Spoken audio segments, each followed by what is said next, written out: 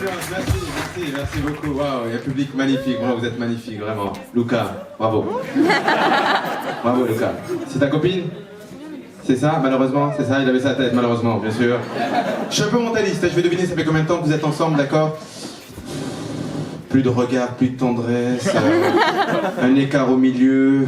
Ça fait plus de 6 mois, c'est ça? C'est ça? Merci beaucoup. Merci. Ouais, Lydia est célibataire. Des filles célibataires? Oui. Oula! Oula! Elle est chaude, hein? La dernière fois qu'elle a ken, c'était en 98. 18,8 à la ken. Oula! J'ai pas fini la question, levez-moi! Qui a répondu? C'est quoi ton prénom? Myriam. Ok, Myriam célibataire alors. Des mecs célibataires pour Myriam?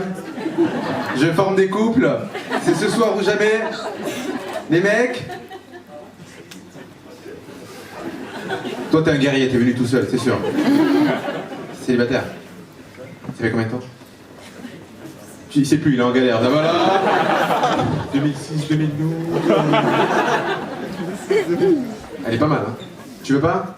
Il me regarde avec toi. Ta gueule. Je veux regarder une autre personne? J'adore ce pays, vraiment. L'alcool coûte moins cher que l'eau, c'est magnifique. J'adore. T'as le droit de conduire bourré ici? Oui, bien sûr. Si tu bois de l'alcool, t'as droit. T'as pas le droit de conduire si t'as bu de l'eau, c'est ça plutôt. C'est l'inverse. Walid a vu un noir roux, moi j'ai vu un arabe roux. C'était pas un rebeu, mais un roubeux. C'était un nouveau concept. J'ai jamais vu ça. Est-ce qu'il y a des gens qui me connaissent? Oui. Ouais. Oui. À part ma famille au fond, merci. Voilà, je présente, je m'appelle Mohamed Noir. Oui, c'est bizarre comme nom et prénom, Mohamed Noir. C'est un peu comme si on m'avait appelé Mamadou Arabe. Voilà, foutez-vous de ma gueule. Je précise, un noir, ça s'écrit comme ça se prononce. Mohamed, comme ça se dénonce. Ah vraiment, il se passe des choses bizarres en ce moment en France. Les gens ont peur des Roumains, des musulmans. Il y a même une loi, je sais pas si vous avez entendu, une loi contre le voile, contre la burqa. Cette loi qui s'appelle plus précisément l'interdiction de la dissimulation du visage. Moi j'ai ok, appliquons cette loi, mais appliquons-la pour tout le monde. On n'a pas le droit de dissimuler son visage, ok? Une fille qui met 15 tonnes de maquillage, avec de faux cils, de faux sourcils, de faux yeux, de faux cheveux. Et le soir, quand elle arrive chez elle, elle enlève tout ça, elle ressemble à Franck Ribéry, non, non, plus qu'elle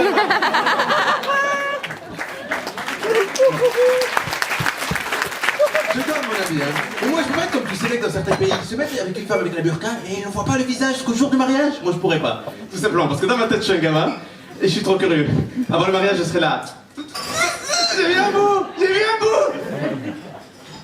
Je t'ébile pas. T'as la moustache, je sais pas, j'ai vu. Putain, je t'ai goûté. C'est à cause de ce genre de loi que Marine Le Pen a fait 20%. 20%. Un Français sur 5 vote FN.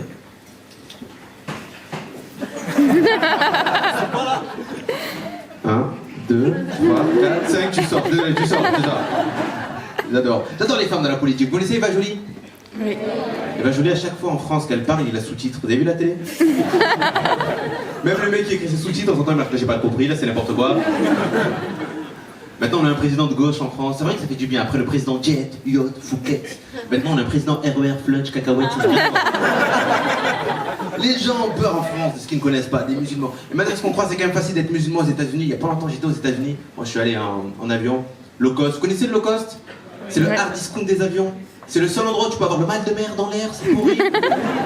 Je suis arrivé à l'aéroport, l'avion avait 22 heures de retard. 22 heures, c'est pas un retard, c'est une absence. Le pilote est arrivé à l'aéroport, il savait plus où est-ce qu'il avait mis l'avion. Putain, où est-ce que j'ai mis l'avion, bordel?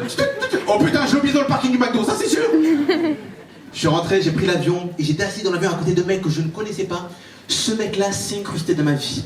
J'étais en train d'écrire un texto et lui suivait la conversation. Je le connaissais pas, je fais ok, suis la conversation. Nouveau message, salut Abdoul, je suis bien dans l'avion, j'ai bien amorcé la bombe, Allahu Akbar. Là le mec tu le vois courir, hein. Moi en théorie ça me fait pas peur dans un avion. Vous savez ce qui me fait peur, c'est dans le pigeon. Vous êtes au courant que si un oiseau rentre dans le réacteur d'un avion, il peut détruire l'avion? Un pigeon peut détruire un avion.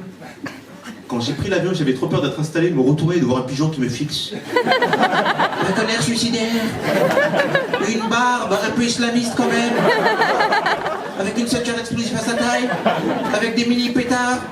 Si tu vas pas faire ça, si. Alors Akbar. Non, ça s'est pas passé comme ça. Sans transition, je suis comédien. Oui, j'ai des transitions de merde, là, je vous le dis. Hein.